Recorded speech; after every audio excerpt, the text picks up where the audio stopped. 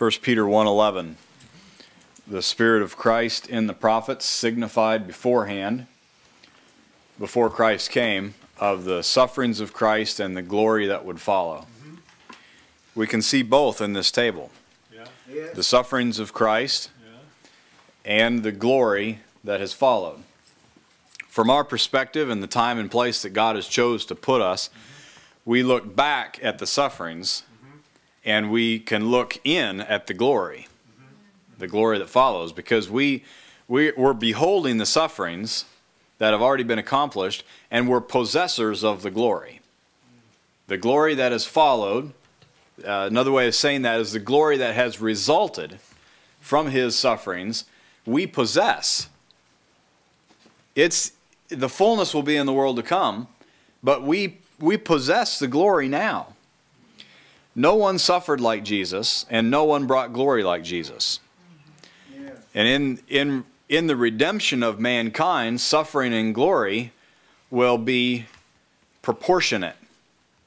If there's only a little bit of suffering, then there'll only be a little bit of glory. The Scripture tells us that if we suffer with him, that we shall also be glorified together with him. And so if one refuses to suffer with Jesus, then that same has refused the glory. No one suffered like Jesus. There's some commentary in the Scripture about his physical sufferings. Psalms tells us that his visage was marred beyond any man.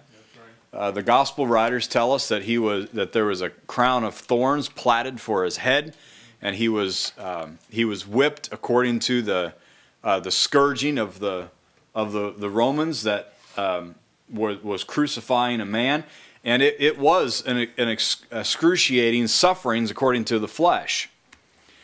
But the sufferings that he endured in the flesh was not uncommon to other men. The suffering that he endured in his spirit was unique. He suffered in his spirit what no other man has suffered, what no other man will suffer, and what no other man can suffer. The sufferings of Christ that resulted in the glory of the gospel, the sufferings were unseen. When those people there that stood on the Mount of Golgotha outside of Jerusalem and saw this man crucified under this peculiar sign that said, Jesus, King of the Jews, in 3 languages, Greek, Hebrew, and Latin.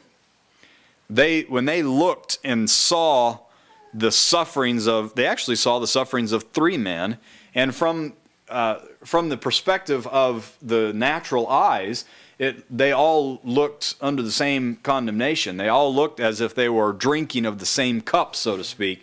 But that one man with the sign over his head was suffering like no other man. There was a suffering that didn't appear, that those people, there was no way, it wasn't possible that suffering could be viewed. There was no way that suffering could be observed. It had to be revealed to us. And that suffering is that God was laying on him the iniquity of us all. Yeah. It was revealed to us that even all the way back to the prophet Isaiah, that the Lord was pleased at this time to bruise him, putting him to grief.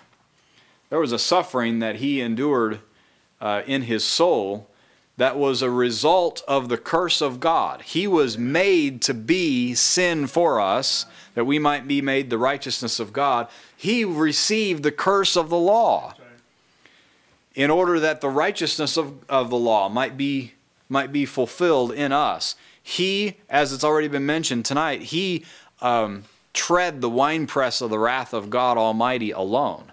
Yeah, that's right. So the suffering, in light of the sufferings that didn't appear, the agony and the sorrow that he endured, the blood on his body was nothing. That, in fact, it could be substantiated that there were men who suffered physically more than Jesus, underwent more inhumane treatment than Jesus. Jesus, he received the standard for crucifixion. They were preparing him for crucifixion like they had done time and time again. And they would do time and time again after they crucified this Jesus. But the sufferings that resulted in glory are the sufferings that God inflicted. Amen. And the glory that has come from it, like the sufferings were unique, the glory is unique. What God was pleased to bruise him and to give him this cup of suffering because of the glory that would result from the sufferings. And so here's some of the glory that has resulted. We have a hope that anchors the soul. Amen. That's glory that has followed the sufferings of Christ. Like the real sufferings were not visible there on the mount called Golgotha, the glory that has followed is not viewable to those eyes either. It had to be revealed to us what his true sufferings were, and it has to be revealed to us by the same Spirit what the glories are that followed. The head of the serpent has been bruised. That's glory. The works of the devil have been destroyed. That's glory that has followed.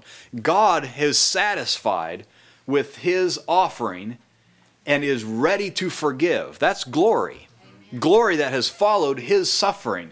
We are made accepted in the beloved. The ones who were dead in trespasses and sins, we were in Ezekiel's valley of dry bones. And having been in Ezekiel's valley, we've been made accepted. The scepter of the kingdom has been extended to us because we came in Christ Jesus. That's the glory that has followed. Amen. And so we have the unique mingling at this table of suffering and glory. And we have in ourselves a peculiar mingling of suffering and glory. Because we're following in his steps. As he is, so are we in this world. And so there's a suffering that we undergo that's not viewable to the eyes. And there's a glory that's going to result from our suffering. Not by any works of righteousness that we've done, but because we're following him. And we're in him, and he's in us, and because he suffered, we're suffering. And there's a glory that resulted from his, and there's a glory that will be resulting from ours. And so let's remember the glory that has resulted from his suffering, and then this empowers us to suffer with joy, and even as Paul, to rejoice in our infirmities because of the glory that will follow. Amen. Our Father in heaven, we thank you.